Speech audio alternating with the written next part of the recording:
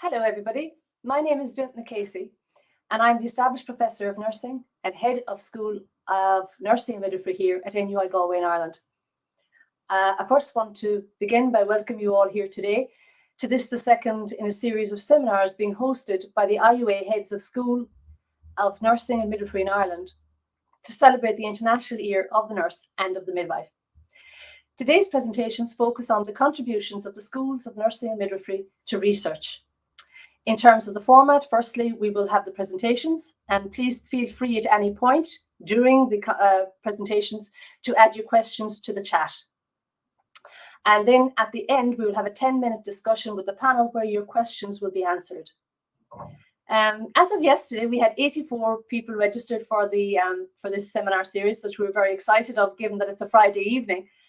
So just before we begin, could I ask people, just everybody online, if they could just pop into the chat to let us know where they're from, where you're logging in from. Is it China? Is it Galway? Is it Kerry? Is it the town? Is it a county? Just so that we can see and get a feel for the number of people from the different areas, if that would be okay.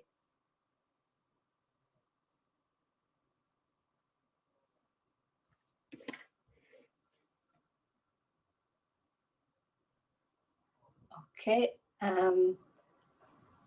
Don't see any comments in the chat yet. Okay, so maybe some people are taking a while to log in. The first person in our series today to talk is Dr. Catherine Houghton. And Catherine is a senior lecturer here in the School of Nursing and Midwifery, and she's going to present on a rapid qualitative evidence synthesis to explore the barriers and facilitators to healthcare workers' adherence to infection prevention and control guidelines for respiratory infectious diseases. Hi everybody, my name is Catherine Houghton. I'm a senior lecturer in the School of Nursing and Midwifery at NUI Galway, and thank you for inviting me to present on the contribution of schools of nursing and midwifery to research. The focus of this brief presentation is to speak about one example of our contribution in the context of the COVID-19 pandemic.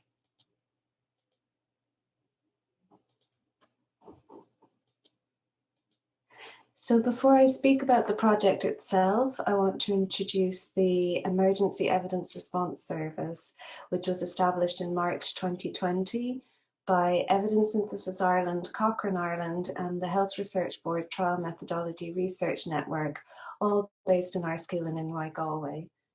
We were a group of researchers who focused our resources on COVID-19 related activities with national and international collaborations. There are so many examples of the amazing work done, which can be found on the Evidence Synthesis Ireland website. And today I'm going to talk about just one example, focusing on healthcare workers' adherence to infection control guidelines.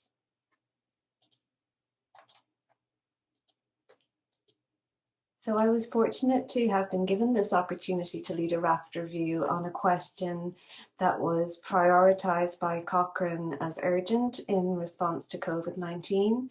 The aim was to look at the barriers and facilitators to healthcare workers' adherence to infection prevention and control, or IPC, guidelines for respiratory infectious diseases. This was the first rapid qualitative evidence synthesis to be published in the Cochrane Library. And because it was so early in the pandemic, we needed to look at the evidence from other respiratory infectious diseases.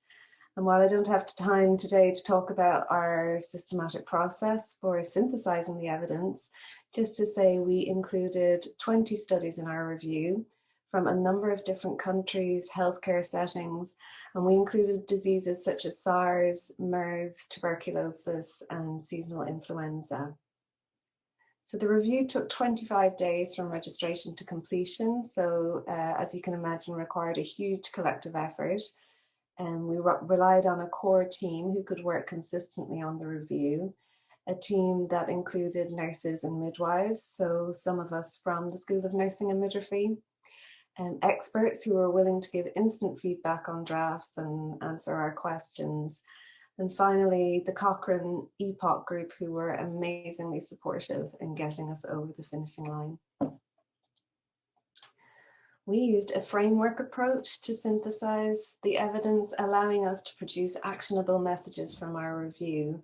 We had 26 key findings that highlighted the barriers and facilitators to IPC guideline adherence. So firstly, these included the organisation, so whether there was a climate of safety, whether guidelines were communicated properly, whether training was available. There were also barriers and facilitators within the physical environment of the healthcare setting. Was there room for isolating people, adequate hand washing facilities, availability of personal protective equipment or PPE? And then finally, adherence was influenced by the healthcare workers' knowledge, attitudes and beliefs, as well as the discomfort of having to wear PPE for long periods. So following publication of the review, we also wanted to share our key findings in a way that was easily readable and accessible to inform decision-making and practice. Now, on the left-hand side, you can see here that with the help of Claire Glenton and the Cochrane EPOC group, we developed implementation considerations aimed at ministries of health and hospital managers, etc. And this has been translated into multiple languages. And on the right, thanks to Nikita and Evidence Synthesis Ireland, we were able to produce an infographic to highlight our key messages. In addition to these, there's a podcast, which is available in multiple languages, and a couple of webinars where our review findings were explained. And I feel one of our key take-home messages from this review was learning the importance of disseminating our findings in this accessible way. And these efforts to disseminate our work paid off as our findings informed the World Health Organization's interim guidance on prevention, identification and management of healthcare worker infection in the context of COVID. And this ensured a global reach to our findings, which was important for this indeed global pandemic. Our review also informed the Royal College of Emergency Medicine's IPC guidelines, and to inform the public and wider audiences, our work featured in an article in the Irish Times, on a Wikipedia page on infection prevention and control, and as a blog by Sarah Chapman in Evidently Cochrane. And as you can see from the alt metrics here on the right-hand side, our review is in the top 5% of research outputs and is in the 98th percentile for attention.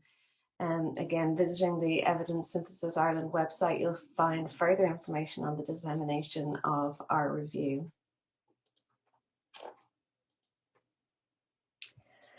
And so, to conclude, we wanted to just highlight some of the learnings from conducting our review. I have added a reference here to a process paper led by Dr. Linda Beastie, a senior midwifery lecturer here in the School of Nursing and Midwifery in NUIG. And this paper reflects on our experiences of doing a review at speed, but without compromising the rigour. And to achieve that rapidity, we learned about that invaluable support of EPOC and the wider Cochrane community, having the availability and generosity of the topic and methodological experts, working as a small core team who met frequently and often, and that need for humour and support and goodwill in getting us through some of the more difficult times, late nights, early mornings when we were working on this review. And we needed to coordinate our methods so that discussions were happening in real time, and we often did that over online platforms. And we really just threw everything at it and made it a priority for the time in which we were doing this particular review. In terms of rigour, as an important prioritised piece of work, we really wanted to ensure the methodological rigour of our work. And to achieve that, we needed that expertise on the team, both methodologically and in terms of the topic. Having the EPOC support and guidelines to help us actually conduct the review. And as I said about working in real time, we really needed to stay close to the data throughout the whole process. And those of us on the core team were involved in every stage of the review process and knew these studies inside and out. And just to acknowledge that the number of hours did not necessarily equate to the huge amount of effort that was needed to conduct this review. And we are comforted also by the peer review process. It underwent substantial peer review, and often the reviewers got back within 24 hours, again, which just shows the generosity of spirit at this time. And I think, again, this, motive to want to help during the COVID pandemic made sure that, or ensured that we were aiming for a high quality review. So finally, just on behalf of the review team, I would like to thank Nikita Burke and everyone on the Emergency Evidence Response Service for their support and encouragement. We would like to thank those who contributed to the review, translated the review, and to those who helped disseminate our work. Also to the School of Nursing and Midwifery for their support. And of course, lastly, the healthcare workers who have worked selflessly and tirelessly for us during the COVID-19 pandemic. Thank you. That was Catherine Houghton from the School of Nursing and Midwifery at NUI Galway. Next, we have Dr. Briege Casey. Briege is the Associate Professor, School of Nursing, Psychotherapy and Community Health at Dublin City University. And Briege is going to talk about her research, which examined nurse-led COVID-19 interventions among homeless populations in Ireland. Hello, my name is Briege Casey, and I'm the academic lead for the Community Health Academic Group at the School of Nursing, Psychotherapy and Community Health, Dublin City University. I'd like to thank the IUA for giving me the opportunity for coming along today and to share with you some details regarding a really interesting research project that we're carrying out with a group of nursing practitioners. So without further ado, I shall share my screen and we can get started.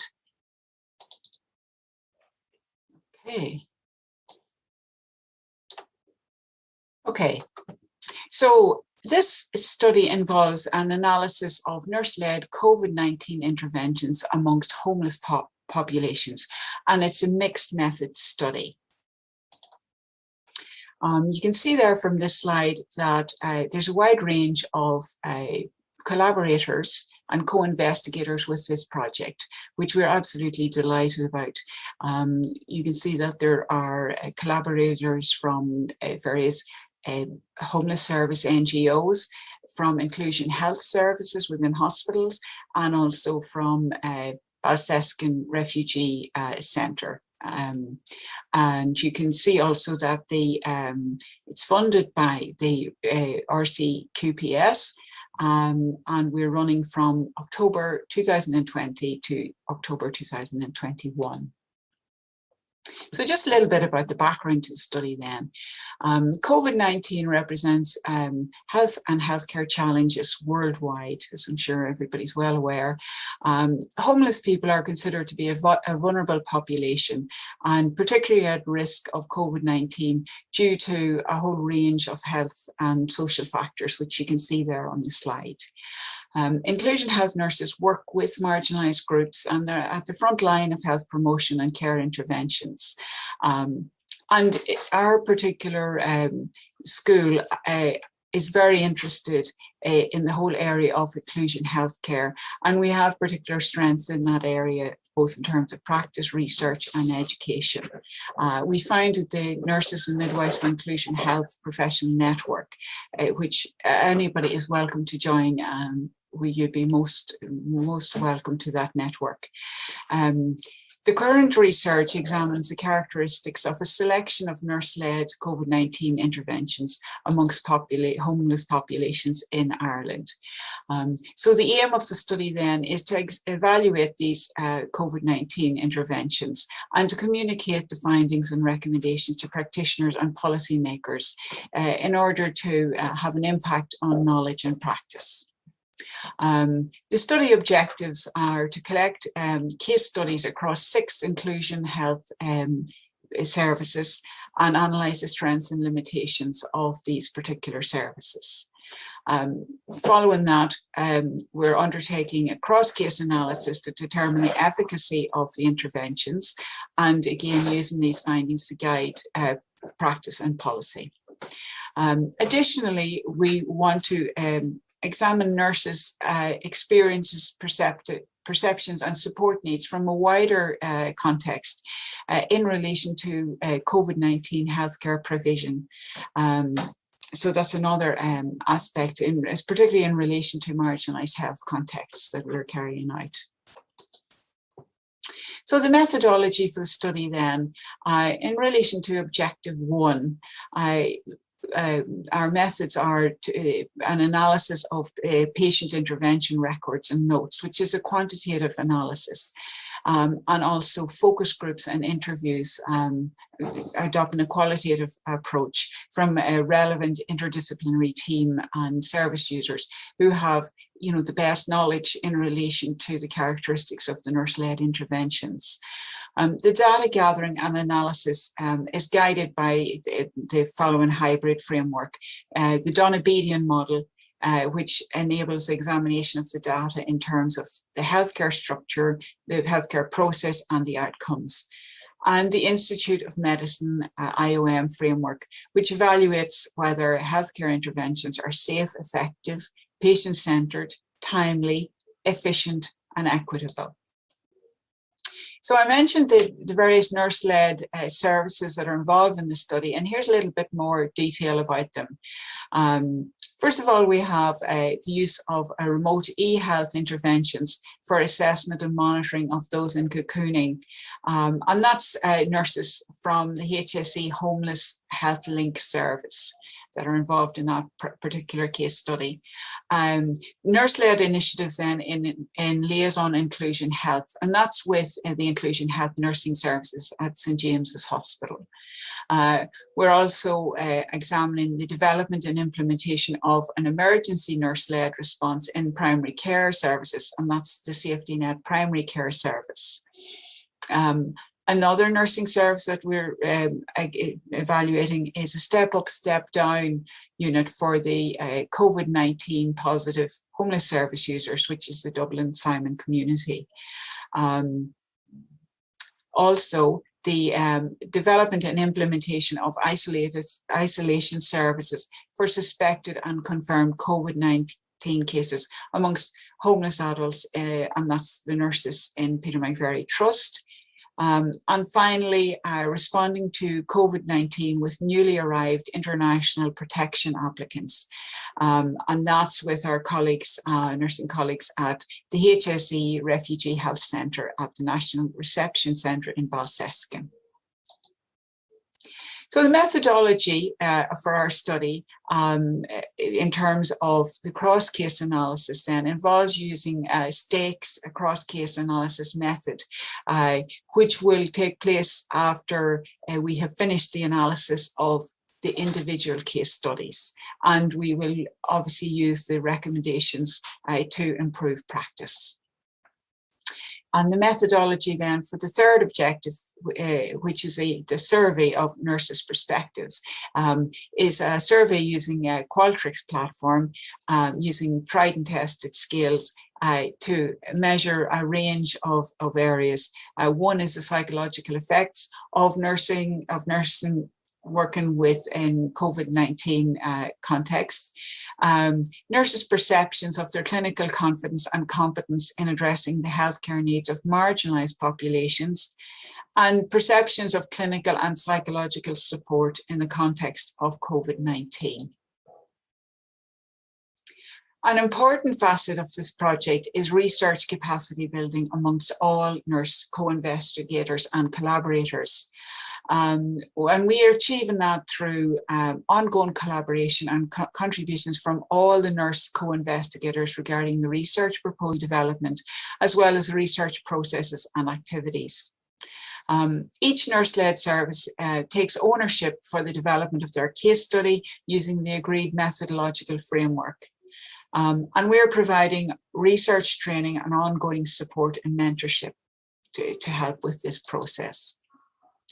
The data collection then, where we're at in terms of our current progress, we have the data collection of the desk data, and the qualitative data is actually complete, which is great given that we have such a wide range of data that we're collecting. The survey is in circulation. I know I shared it, there was a link there in the earlier slide, and here it is again. If you could complete it and share it, any nurses that are accessing this presentation, that would be really useful to us. The data analysis then is in process, and the individual case study reports, we're commencing them at the moment.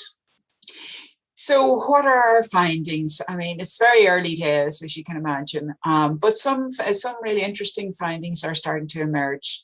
And significantly, nurses have played a really important role in designing COVID-19 care structures, processes and interventions for and with marginalised and homeless populations. Nurses have identified wider structural deficits in this process. For example, the absence of pandemic planning or absent or inefficient patient recording and tracking systems, which obviously will need some action in that regard. Achieving efficient and timely outcomes was challenging for nurses at the outset of COVID-19 because of lack of prior pandemic experience and knowledge across the board. However, this efficiency and timeliness improved as the nurses and healthcare teams innovated in practice. We find that nurses frequently perform coordinating and case management roles in interdisciplinary care provision. Many examples of effective nurse-led COVID-19 care provision were identified in areas of health promotion, infection prevention, and secondary, tertiary care for those infected. Ensuring physical safety, in this case, non-infection of patients and service users, was challenging also amongst a mobile population with complex needs and low levels of healthcare engagement and compliance. Nurses find themselves constantly endeavouring to balance public health imperatives with patient-centred care, upholding the unique needs, rights and dignity of marginalised patients in a pandemic. The physical and psychological safety of nurses was often challenged, and the short, longer term effects of this, as well as the support provision, requires further research and action. And it's really important to note that nurses are rightly proud of their work in innovating, delivering, coordinating care, patient advocacy and interdisciplinarity during the COVID-19 pandemic. So in terms of the implications and recommendations, as I previously said, it's still early days in terms of this phase of the research, but these will follow whenever the analysis is complete. So I'd just like to conclude by thanking you for giving me your time today and allowing me to share this project with you. And I'm looking forward to sharing further findings and implications in the near future. Thank you very much, and bye-bye for now. And we've just been listening to Dr. Briege Casey, the Associate Professor from the School of Nursing, Psychotherapy and Community Health at DCU. Our next speaker is Dr. Fintan Sheerin, Head of School of Nursing and Midwifery at Trinity College, Dublin. And Fintan will describe the challenges to undertaking research among people with intellectual disability during the pandemic. Hello, my name is Fintan Sheerin, and I'm Associate Professor in Intellectual Disabilities Nursing at Trinity College, Dublin. I want to talk to you about some of the challenges that I experienced over the last year in undertaking research with people with intellectual disabilities. And these were quite considerable challenges because was there a difficult enough population to access at the best of times, at a time of restrictions and a pandemic, when they were categorized as being particularly vulnerable, made it nigh impossible to undertake research. But I just want to maybe go through a project that I was undertaking with colleagues in Spain and Netherlands, and I'll share my screen on this so you can see some, get some idea of what we were doing. This project was looking at mental health and well-being amongst older people and middle-aged people with intellectual disabilities, and in particular, it sought to get an understanding of what mental health and well-being meant to them, to find a creative means for supporting their voice, and also to try and come up with solutions which could support mental health and well-being in their lives. And these were like technological solutions. So the project aimed to be one which had an online aspect, which was fine, you would think, at a time of pandemic. But it also had if we look at work package 2 and 3 there, WP2 and WP3, it had a workshop element, which was to take place in Netherlands, Spain and Ireland, separate workshops in each country. These were a series of overall 6 workshops in each country. They were supposed to take place face to face. The pandemic put a stop to most of that, and we found that we were just waiting to receive what I'll show you, give you some idea of it in a moment. The data from work package 1 around March, April 2020, which was probably the worst time to be expecting data to come in, as services went into strict lockdown, and then thereafter we were planning to have workshops, and that was in the middle of restrictions. So everything was sort of cancelled for about 5 or 6 months, but we still had to finish this project under the funding requirements by the 31st of December 2020. So a lot of modifications and reworkings had to take place. And the main focus here is on these 3 dimensions here: work package 1, 2 and 3. The work package 5 and 6 were disseminatory and were about education. So I won't actually go into those in any real way. Work package 1 was about creating what we called an electronic quilt. People created images. The images said something about mental health and well-being. They submitted those images through an online platform, a SurveyMonkey type platform embedded in a website. And we took those images, brought them together, tried to identify commonalities, groupings of themes, and then we created what was called a quilt, or an electronic quilt. And the quilt, it worked out pretty well, though we only received 329 images from 3 countries that had a joint population of millions. The reason for that, I think, is because we were confined to collecting images within a certain period of time. Then things stopped. The focus became one of taking care of people, ensuring that people were safe, and that the coronavirus was being addressed within people's service areas or their family and their homes and so on.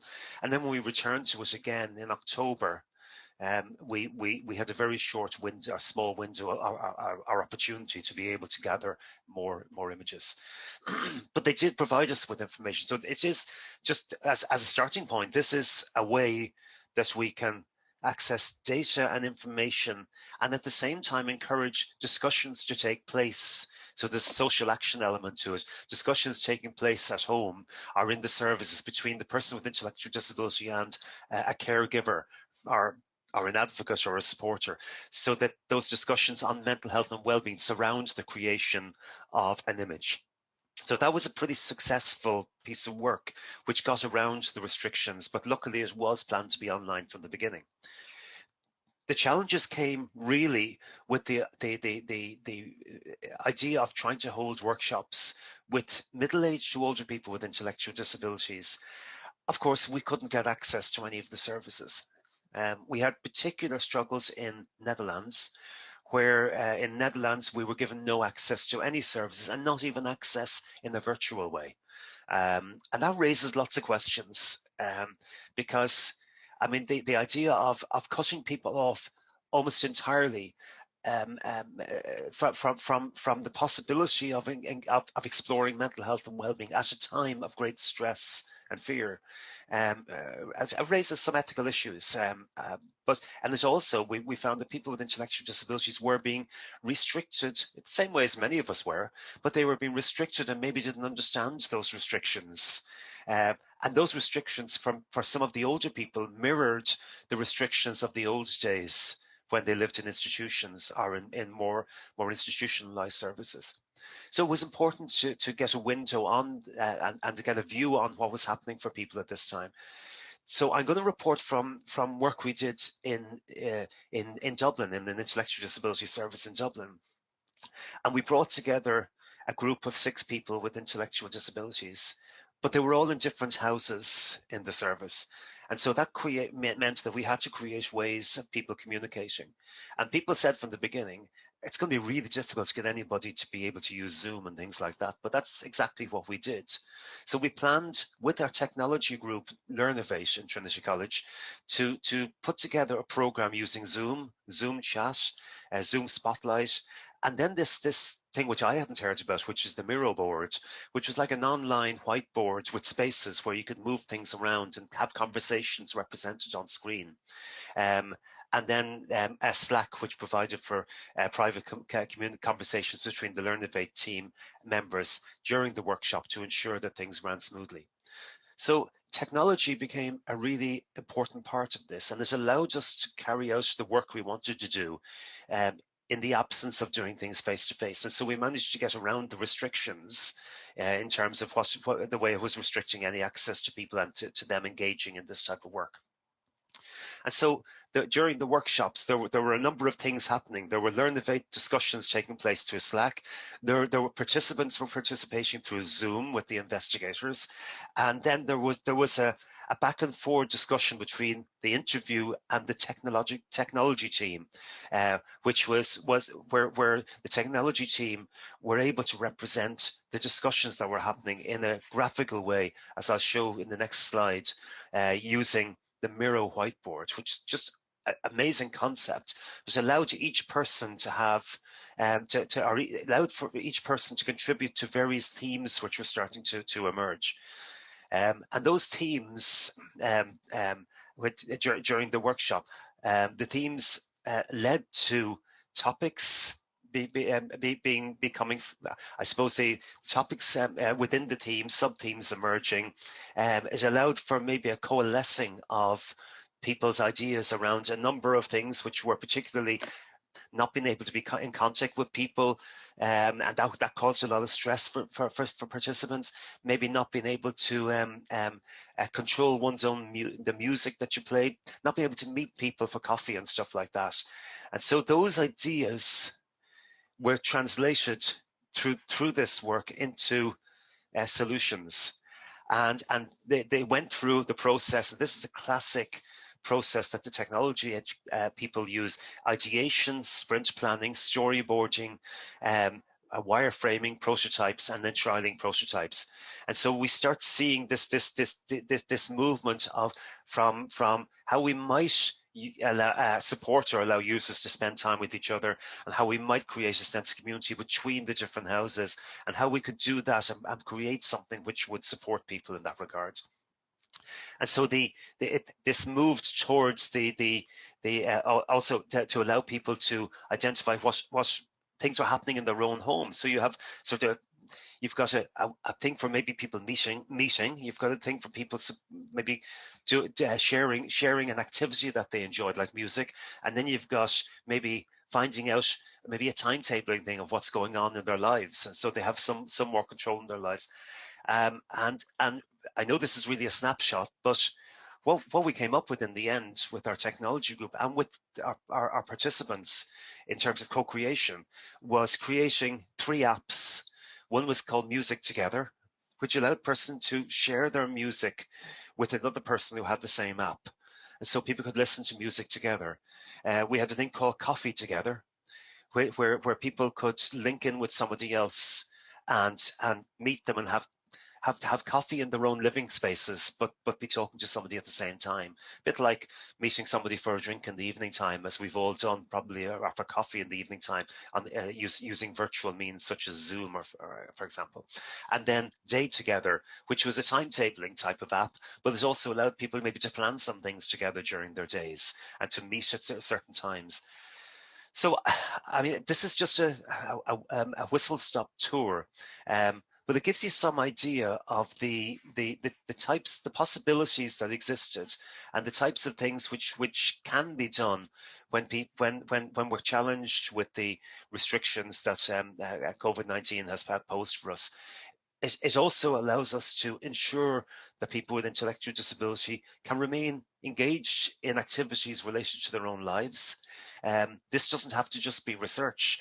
There are ways that the technology can be used to improve communication between people with intellectual disability.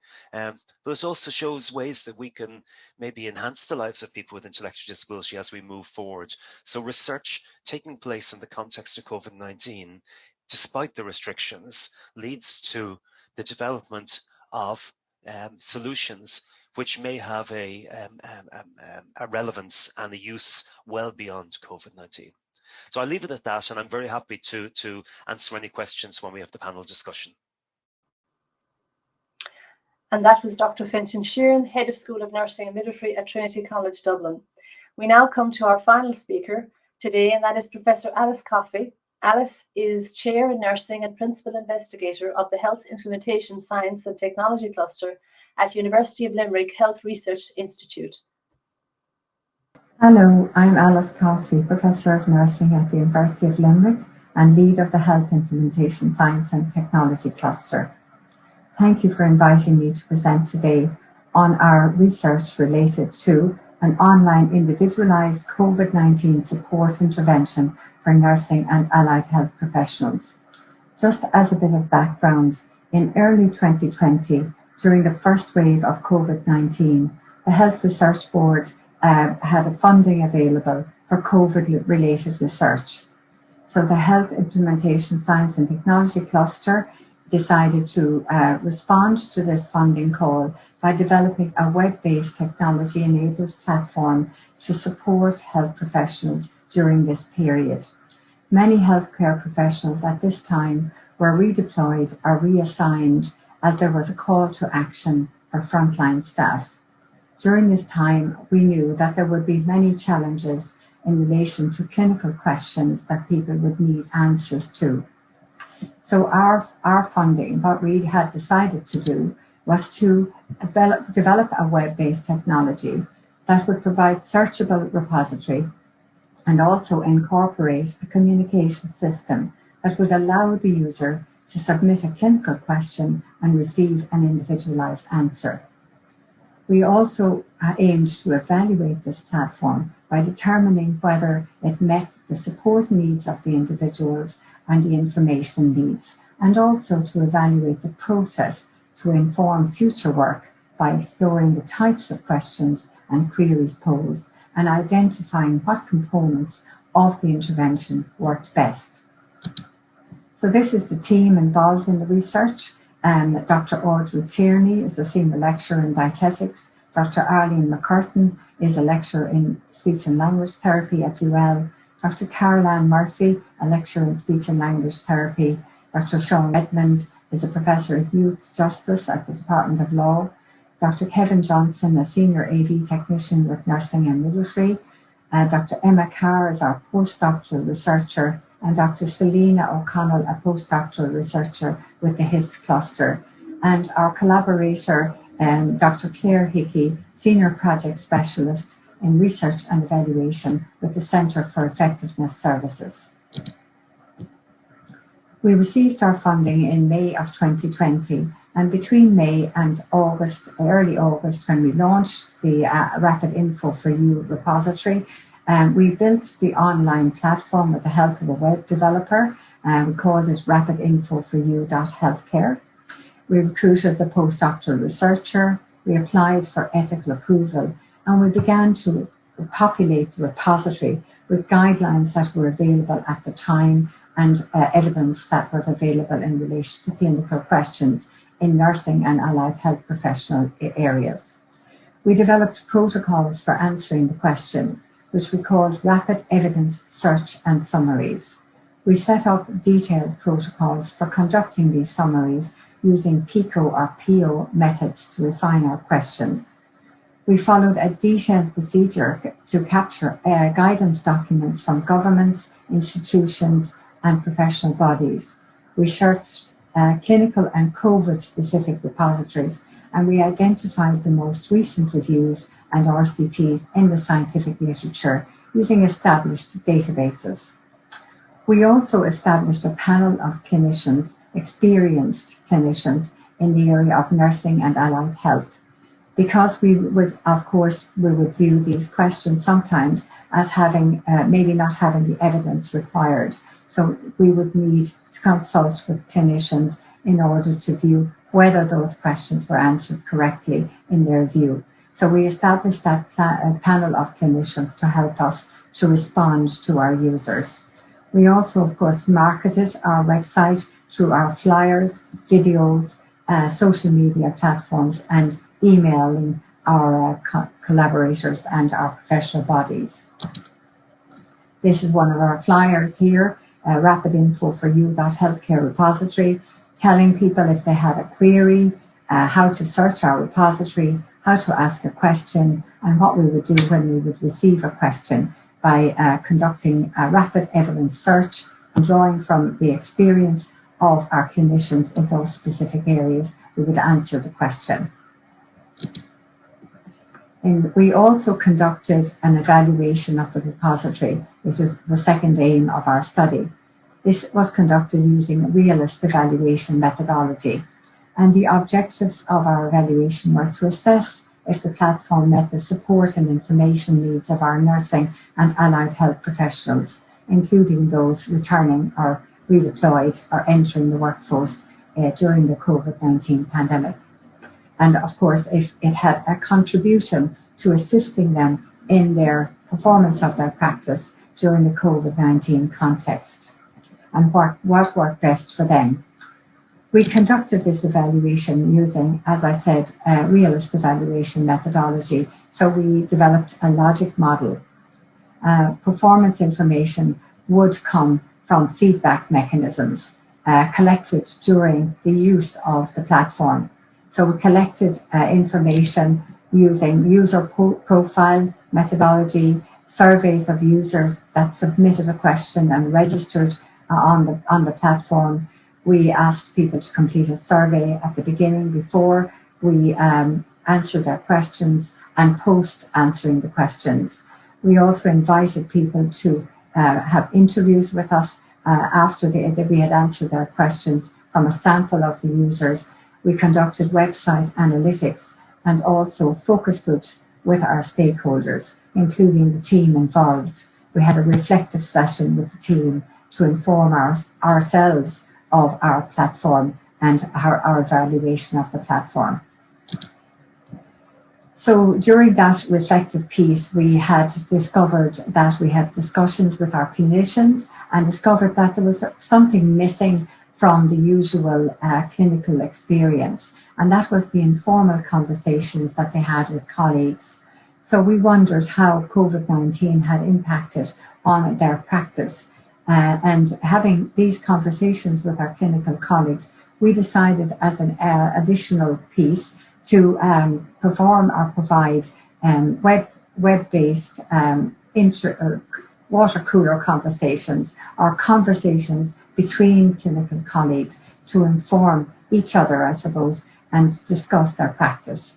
So we had a series of water cooler conversations we provided during the early stage of 2021 with water cooler conversations with dietetics, with nurses in critical care, with occupational therapists, with speech and language therapists, and with physiotherapists. And these proved to be very, very beneficial, both for the people that participated in the water cooler conversations and the panels themselves, sharing their experiences during COVID-19 and how they actually dealt with the issues and the challenges that they faced.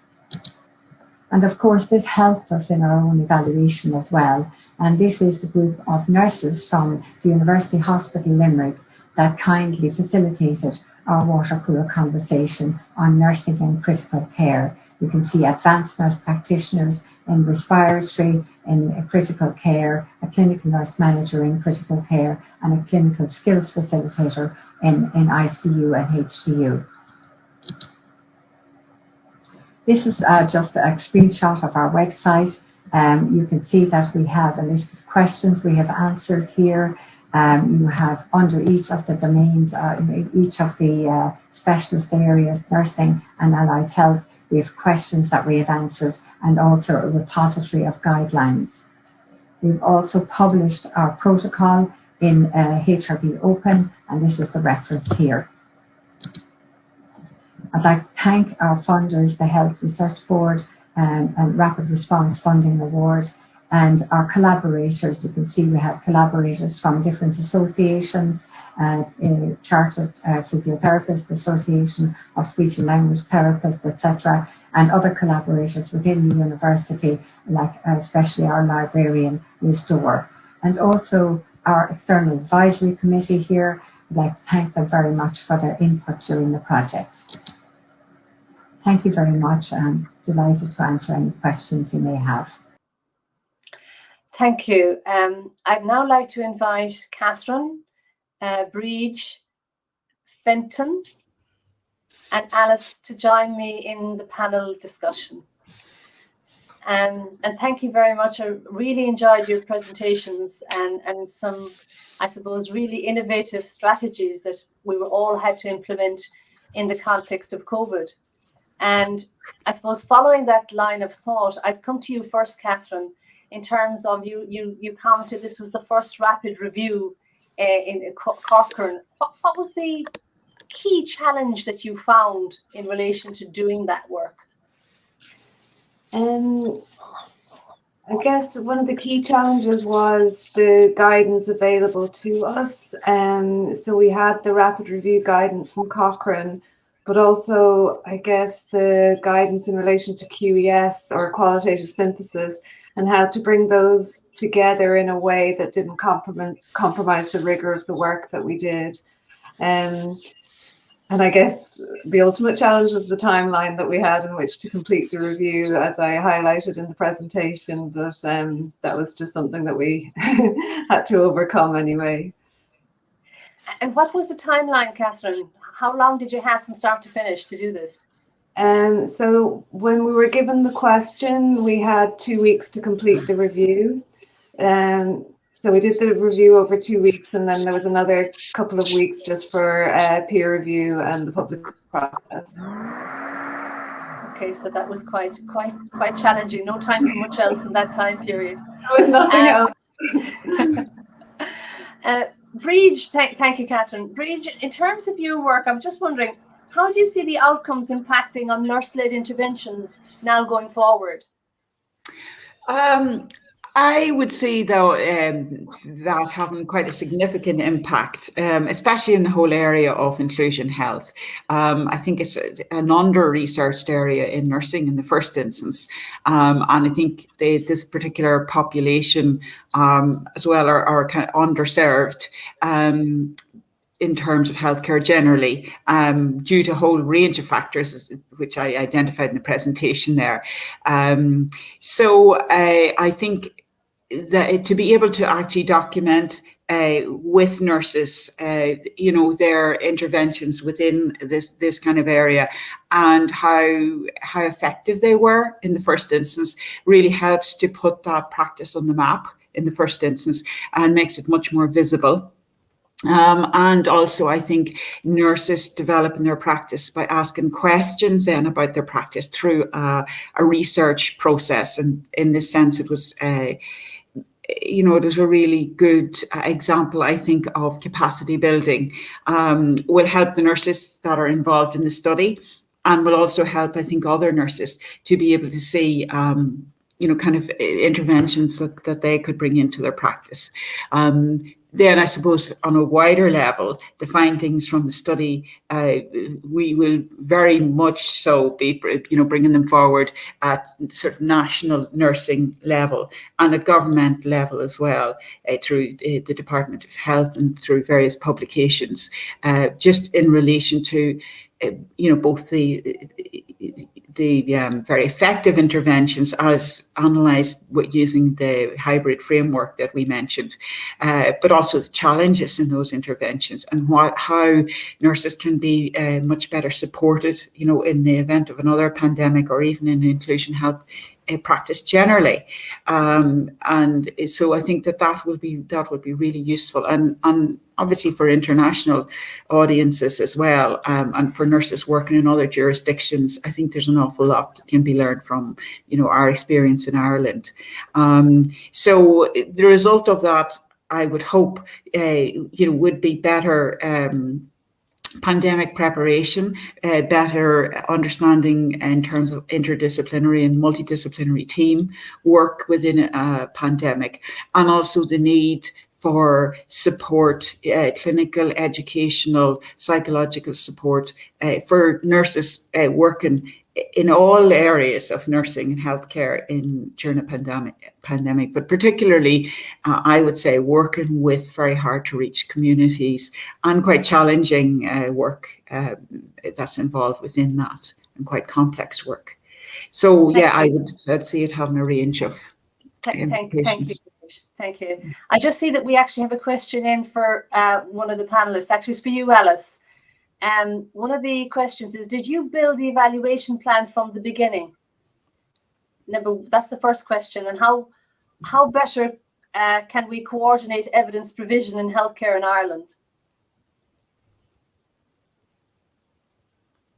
It actually starts with the evaluation methodology from the beginning. We met with each other and we looked at setting up our evaluation protocol from the very beginning, including all of the team, and we worked with the Centre for Effectiveness Services to build the logic model and to look at the CMO configurations, what we expected from our resource, what we hoped to achieve, and whether, how we're going to achieve it. So we worked that out, I suppose, from the beginning. But of course, then we had to have the experience of having the website up and running and having the questions come in. We didn't know what type of questions we would receive, where would they come from, what area of practice they would come from.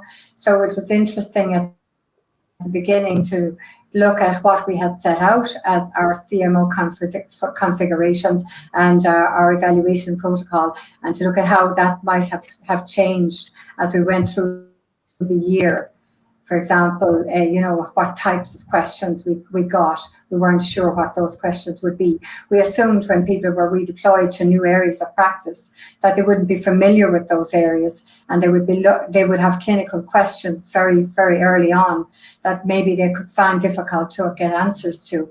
Many of our professions said to us when we spoke to them that there were documents coming out from NEFIT, of course, and from guidance from the HSE. There were very, very good guidance and coming out very often from the HSE, but maybe they didn't have time because we're working on the front line to actually delve into those documents in great detail.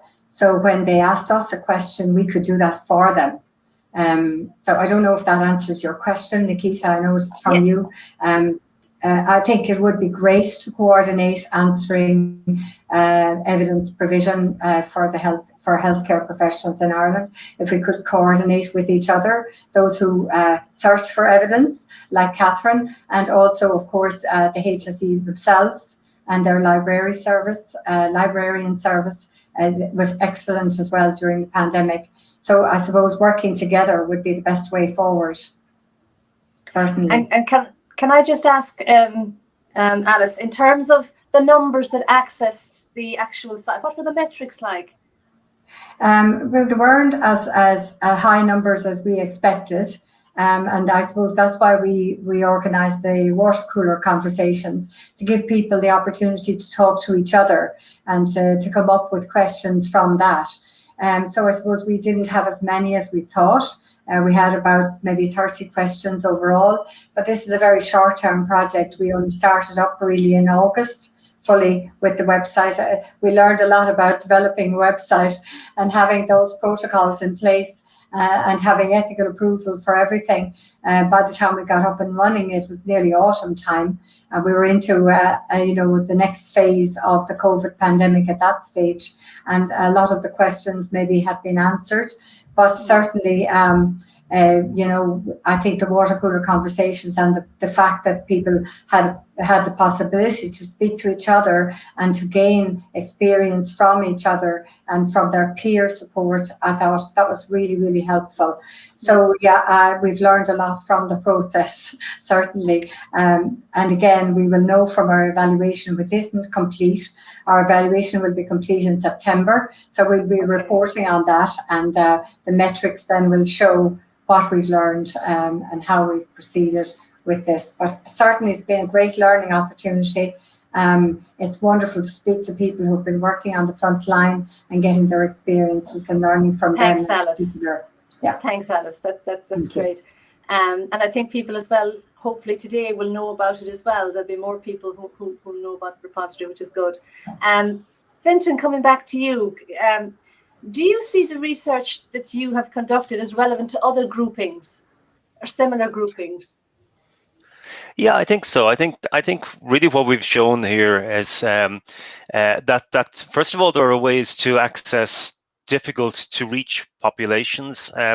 Unfortunately, sometimes when we strive to do this, one of the first answers is you can't do it. They won't be able to, and we start off with that narrative of disability. What we've shown here is abilities on the part of people who we may have considered wouldn't be able to use technology, for example.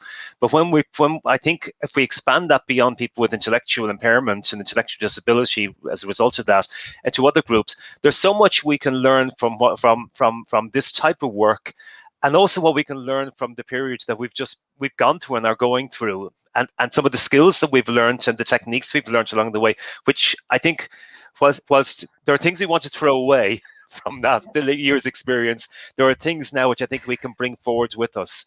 So I'd be very positive about even what my colleagues here have been saying today about the possibilities as we move forward. And if I can mention one last thing in relation to what Alice was saying there and Nikita's question about coordinating evidence provision in healthcare in Ireland, I think our group, as the heads of schools of nursing and midwifery, have a particular role to play in that regard, and that's one of the reasons why we have embarked on this series of webinars to start that narrative of how we bring evidence to the wider community of nurses, midwives, and other healthcare professionals and stakeholders. Thank you, Fintan. Yeah, and I think I see parallels with your work, say, for people with dementia. You know, that there is actually parallels there across. And what's really coming across strongly for me from all the presentations is that there is learning here that we want to keep, that has happened during COVID, that we may never have with all the bad things of COVID, that there are some positivities as well in relation to moving forward in the way we conduct research and in the things that we look at, and maybe the way we collaborate as well with each other may be very different going forward. I suppose really from, I am conscious that we have about 2 minutes left.